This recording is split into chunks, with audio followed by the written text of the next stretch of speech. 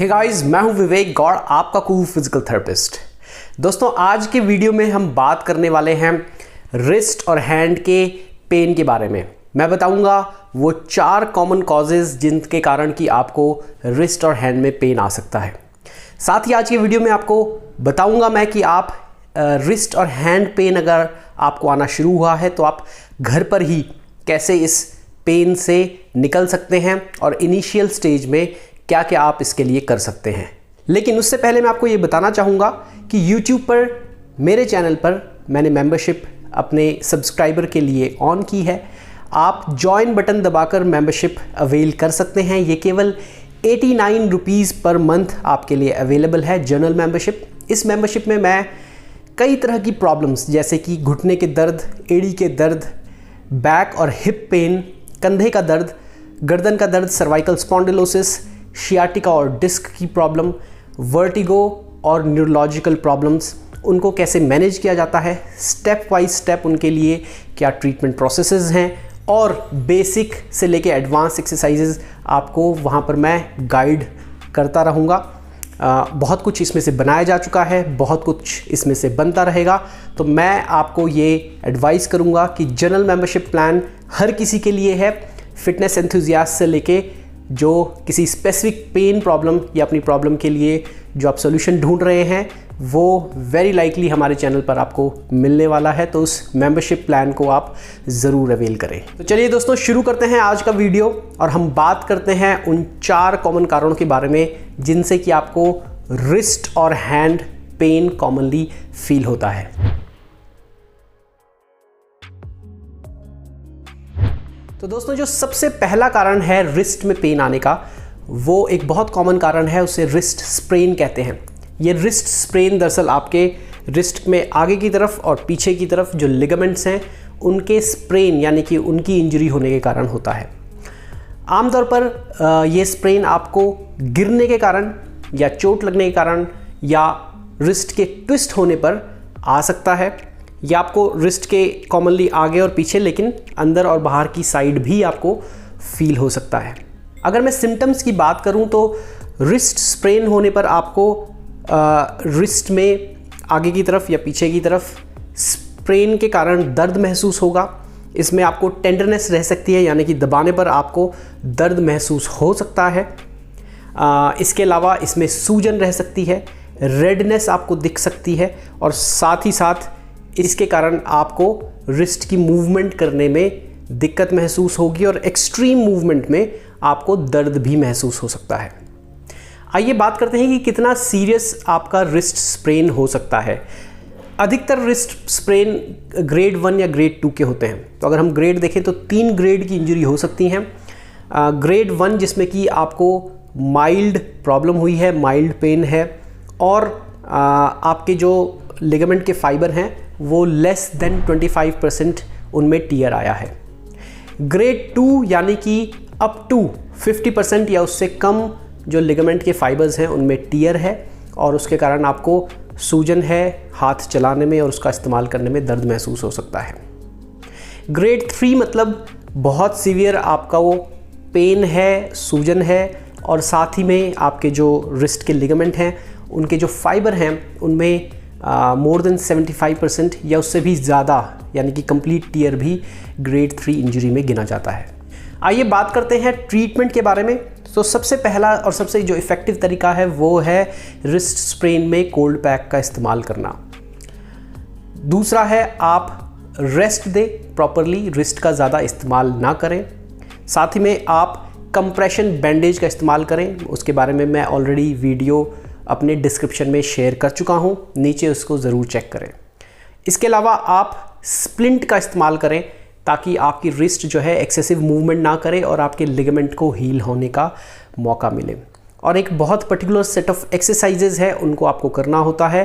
वो basic exercises और advance exercises आप हमारे मेंबरशिप प्रोग्राम के द्वारा हमारे वीडियोस में डेफिनेटली देख सकते हैं। बेसिक एक्सरसाइजेज मैं मेंबरशिप से बाहर रखूंगा तो वो लोग जो अभी मेंबर नहीं बने हैं वो भी देख सकते हैं। लेकिन आप स्टेप बाय स्टेप अगर गाइडेंस चाहते हैं रिस्ट स्प्रेन से बाहर निकलने के लिए, उसके ट्रीटमेंट के लिए, तो आप हमारी मेंबरशिप डेफिनेटली ज्वाइन कर सकते हैं।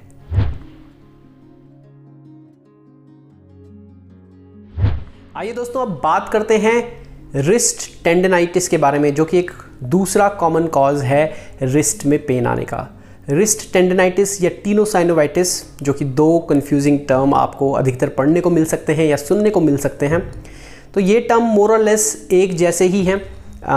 इसका मतलब दरअसल ये है कि जो रिस्ट की टेंडन्स हैं, यानी कि मसल्स की जो टेंडन्स हैं रिस्ट मसल्स की, वो किसी कारणवश इन्फ्लेम्ड हुई हैं या फिर उनमें इंजरी आई है। टेनोसाइनोवाइटिस मतलब होता है कि जो उस टेंडन की शीथ है समहाउ वो इन्फ्लुएंस हो रही है और इरिटेट हो रही है, जिसके कारण उसमें इन्फ्लेमेशन स्टार्ट हुआ है और आपको उसके कारण पेन महसूस होना शुरू हुआ है। अगर मैं रिस्ट टेंडनाइटिस या रिस्ट टेनोसाइनोवाइटिस के कारणों की बात करूं तो उसमें सबसे कॉमन आपका ओवर यूज़ हो सकता है रिस्ट के टेंडन्स का और रिस्ट का। जैसे कि आजकल टाइपिंग में हम बहुत ओवर यूज़ करते हैं, कई कई घंटे बैठा रहना पड़ सकता है। आजकल अधिकतर लोग मोबाइल भी बहुत ओवर यूज़ करते हैं, तो उसके कारण जो आपके थंब की टेंडन है और साथ में रिस्ट की टेंडन है, उनका आप ओवर यूज़ करके उनको इंजर्ड कर सकते हैं। साथ ही में इंजरी के कारण ऐसा हो सकता है, यानी कि ट्रॉमा हो सकता है। और इसके अलावा गाउट और रूमेटॉइड अर्थराइटिस जैसी कंडीशन भी रिस्ट का टेंडनाइटिस या फिर टेनोसाइनोवाइटिस का कारण अर्ली स्टेज में बन सकती है।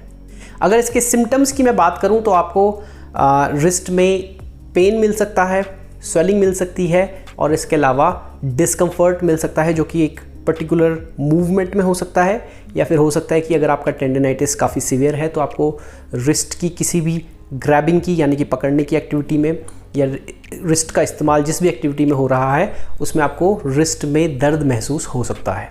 अगर हम डायग्नोसिस की बात करें, यानी कि कैसे हम जानते हैं कि ये रिस्ट स्प्रेन है या रिस्ट टेंडनाइटिस है, तो उसको देखने के लिए हम, यानी कि क्लिनिशियन, डॉक्टर या फिजिशियन या फिजियो, रिस्ट की मूवमेंट करके देखते हैं।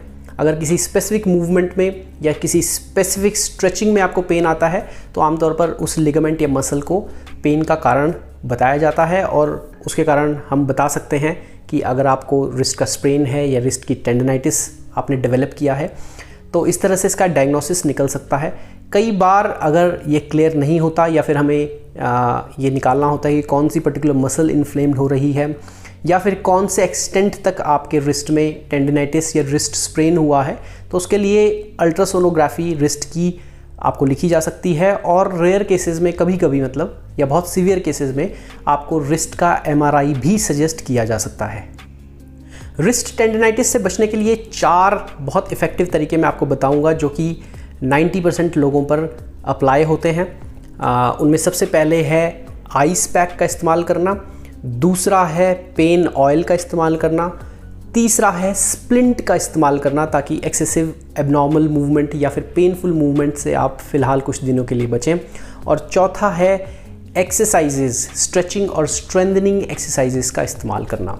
ये सब मैं नीचे डिस्क्रिप्शन बॉक्स में शेयर कर रहा हूँ, लिंक शेयर कर रहा हूँ, तो वहाँ से जाकर आप इनके बारे में और पढ़ सकते हैं और जान सकते हैं। कुछ केसेस में जहाँ पे कि रिस्ट टेंडनाइटिस में आराम नहीं मिलता, उस केस में स्टेरॉयड का इंजेक्शन पर्टिकुलर मसल में या टेंडन में लगाया जा सकता है, और बहुत ही रेयर केसेस में आपको सर्जरी के लिए भी जाना पड़ सकता है।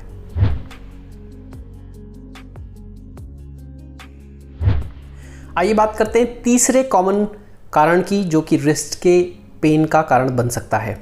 वो है carpal tunnel syndrome. Carpal tunnel दरअसल आपकी जो मीडियन नर्व, एक जो पर्टिकुलर नर्व है आपके शोल्डर्स के नीचे से निकलती हुई, ये नर्व आपके रिस्ट में जाती है और उसके बाद वो आपकी इन 3 फिंगर्स को यहाँ से सेंसेशन इनकी कैरी करती है और साथ में इनकी मूवमेंट में और मसल के कंट्रोल में हेल्प करती है।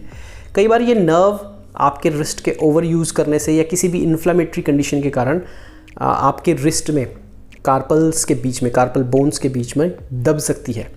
उस केस में ये नर्व दबने से आपको पूरे इन 3 फिंगर्स में और आपके थंब में आपको झंझनाहट, सुनपन और दर्द, जलन जैसा दर्द, जो कि शार्प शूटिंग दर्द यहाँ से उठता है और फिंगर्स में जाता है, करंट लगने जैसा दर्द, वो महसूस हो सकता है।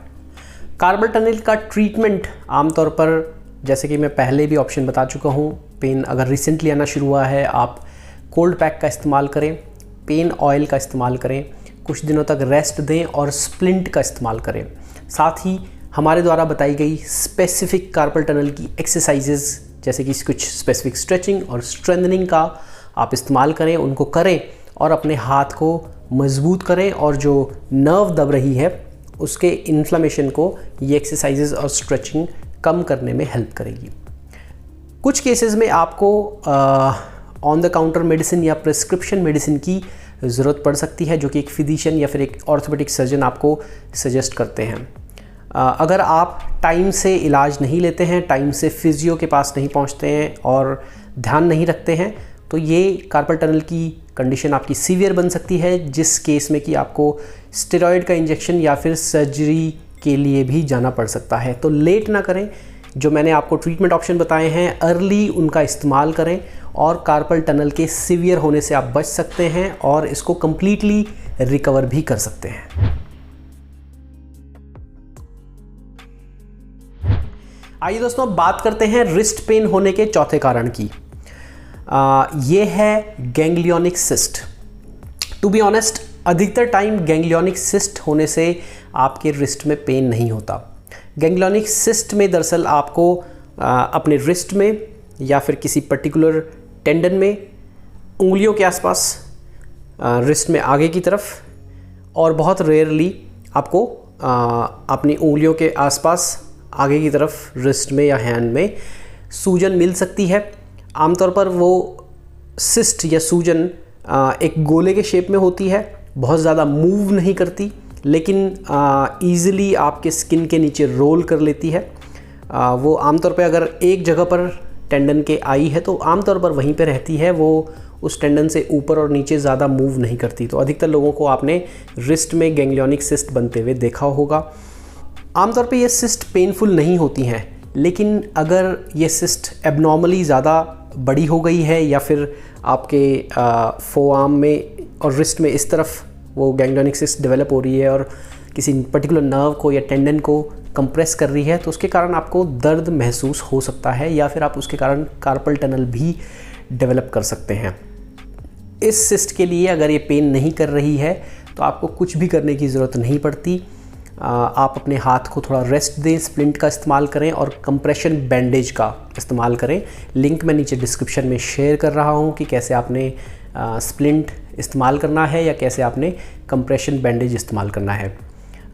कुछ केसेस में अगर आपको एस्थेटिकली यानी कि देखने में बहुत भद्दा लग रहा है, मैं वैसे एडवाइस नहीं करता हूं, लेकिन अगर आपको आपकी सेल्फ़ एस्टीम और आपके सेल्फ़ कॉन्फिडेंस पे ज़्यादा असर डाल रहा है तो मैं कहूँगा कि आप उस सिस्ट को किसी ऑर्थोपेडिक सर्जन के पास जाकर रिमूव करवा सकते हैं। अगर वो पेनफुल है तो डेफिनेटली आपको उस सिस्ट के बारे में कुछ करना पड़ेगा, जैसे कि अगर वो ज़्यादा इन्फ्लेमेशन कर रही है तो स्टेरॉयड का इंजेक्शन लगाया जा सकता है या फिर उसको सर्जरी के द्वारा हटाया जा सकता है।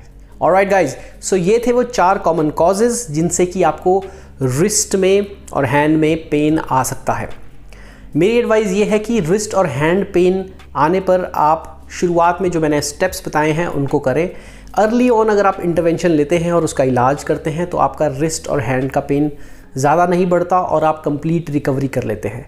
जितना आप इसको डिले करेंगे, जितना लेट आप इन एक्सरसाइजेस को और मेरे द्वारा बताए गए इलाज को शुरू करेंगे, उतना आपकी प्रॉब्लम क्रॉनिक बन जाएगी, कॉम्प्लिकेटेड बन जाएगी और उस केस में आपको स्टेरॉयड के इंजेक्शन, लंबे समय तक दवाइयाँ खाना और यहाँ तक कि सर्जरी भी करवानी पड़ सकती है। सो अर्ली ऑन इंटरवेंशन लें और जो आपको इलाज के तरीके बताए गए हैं उनको आप यूज़ करें। अगर आपका दर्द कम्प्लीटली ठीक नहीं होता है तो आप अपॉइंटमेंट के लिए मुझे व्हाट्सएप कर सकते हैं। व्हाट्सएप का नंबर मेरा नीचे डिस्क्रिप्शन बॉक्स में मैं दूंगा, तो उस पर आप व्हाट्सएप करें और अपनी मैसेज में प्रॉब्लम लिखकर भेजें और उसमें जो मैं बताऊंगा उस तरह से आप अपॉइंटमेंट ले सकते हैं। ये हमारी एक पेड सर्विस है, तो अपॉइंटमेंट की ऑफकोर्स आपको फ़ीस पड़ती है। जैसा कि मैं आपको बता चुका हूं कि मेंबरशिप के वीडियो मैं बहुत सारे बना चुका हूं और बनाता रहूँगा। ये general membership only 89 rupees per month पे आपके लिए अवेलेबल है और यहाँ पर ऑलमोस्ट बॉडी की हर तरह की पेन की प्रॉब्लम जिनका कि मैंने सॉल्यूशंस बताए हुए हैं, ट्रीटमेंट बताया हुआ है और एक्सरसाइजेज बेसिक से लेकर एडवांस एक्सरसाइजेज मैंने स्टेप बाय स्टेप आपको बताई गई हैं। तो आप उस मेंबरशिप को ज़रूर ज्वाइन करें और उसका फ़ायदा लें। तो आज के वीडियो में इतना ही। Keep moving, keep fit, stay healthy. मैं हूं विवेक गौड़।